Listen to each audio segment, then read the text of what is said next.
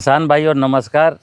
आज मैं आया हूँ चित्रकूट के ये भरतकूप का एरिया। ये मेरे किसान मित्र हैं, सहयोगी हैं। 3 साल पहले ये झांसी आए थे चिरगांव ट्रेनिंग लेने और इन्होंने अक्षर सा मेरी बातें पूरी सुनी और प्राकृतिक खेती शुरू कर दिया। ये इनका संजीवनी खाद का रखा, संजीवनी खाद, ये जीवामृत।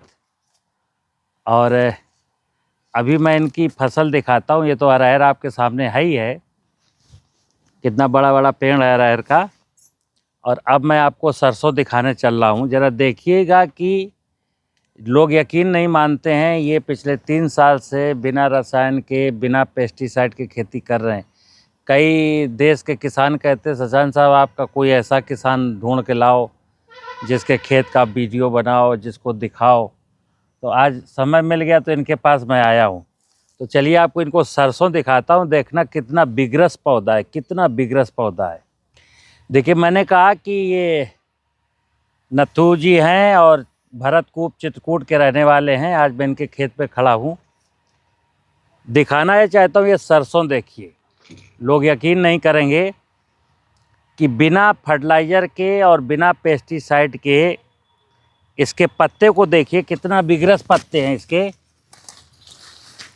ये देखिए पत्ता, इसकी सारी लीफ इतनी खूबसूरत हैं कि कुछ मत पूछो। मुद्दा ये मित्र कि जो बात मैं नेचुरल फार्मिंग में कहता हूँ कि अगर मिट्टी अच्छी हो गई, मिट्टी का तो धरती माँ अगर मुस्कुरा पड़ी तो फसल 100% मुस्कुराएगी। किसानों से कहता हूँ कि अपनी धरती की सेवा करिए, लालच में बिल्कुल मत फंसिए। बाजार आपको लूटने के लिए तैयार बैठा है। बाजार में गए ना तो बाजार तो तैयार ही बैठा है कि हम किसान को कैसे कैसे लूटें, फर्टिलाइज़र बेच के लूटें, पेस्टिसाइड बेच के लूटें, कृषि यंत्र बेच के लूटें, उन्नतशील बीज बेच के लूटें। धरती अच्छी है ना तो बीज जैसा भी होगा, बीज कभी खराब होता ही नहीं। ज़मीन अच्छी है तो ज़मीन उस फसल को पाल लेती है, ना उसको बाहर से पोषण की ज़रूरत होती है, ना कोई बीमारी लगती है। इनका अभी कुछ फसल मूंगफली का कट गया है, लेकिन ये बहुत जागरूक किसान हैं। आप बताइए, आप क्या कहना चाहेंगे? आपको क्या अनुभव मिला? आप तेज आवाज में दमदारी से कहें किसान भाइयों से, देश का किसान आपको सुनेगा। ठीक है किसान भाइयों, मेरा ये कहना है कि आप लोग अपनी अगली पीढ़ी को रोग मुक्त अनाज पैदा करके, सब्जी पैदा करके बचा लीजिए।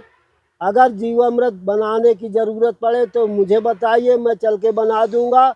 मेरे यहाँ से कल्चर ले जाइए फ्री में, एक पैसा नहीं लेता मुझे। और ये डीएपी वीपी का सब चक्कर छोड़ दीजिए। मैं यहाँ आज सर जी के बताए अनुसार ये खेती कर रहा हूँ। तुम लोग ही करते हो, देखते हो तुम लोग।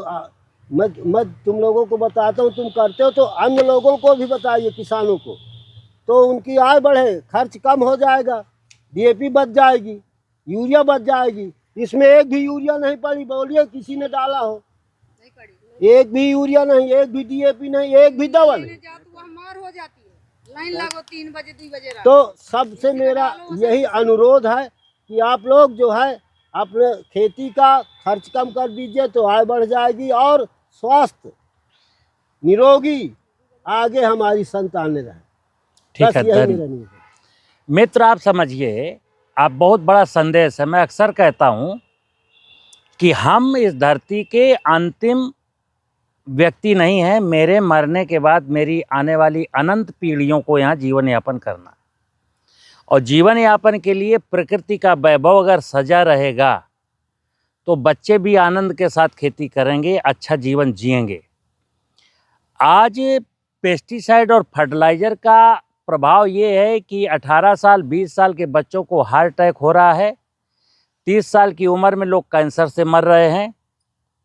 अभी तो यही है, आगे जो मैं बता रहा हूँ, अगर 5 साल 10 साल के अंदर मेरे देश की नीतियाँ, मेरे देश के बुद्धिजीवी, देश का एग्रीकल्चर डिपार्टमेंट, देश का वैज्ञानिक अगर यूं ही भांग खा करके सोता रहा ना, तो मैं बता दूं, बच्चे तो सबके घर में हैं, बच्चों को यहाँ भोजन भी नहीं मिलेगा। आज तो जहरीला भोजन भी मिल रहा है, चलिए मान लेता हूँ। ये धरती बंजर हो गई ना, तो ये जहरीला भोजन भी नसीब नहीं होगा। इसलिए मैं कहता हूँ सुधर जाइए, लालच छोड़ दीजिए। बुजुर्ग लोग कह गए लालच बुरी बला।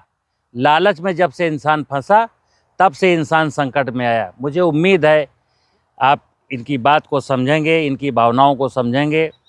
और ऐसे किसान देश में करीब करीब 4.5 लाख हैं, दूर दूर राज्यों में, जो इस प्रकार का, ये तो मेरे यहाँ गए थे कुछ लोग, तो केवल सोशल मीडिया में वीडियो देख करके ही काम शुरू कर दिए हैं।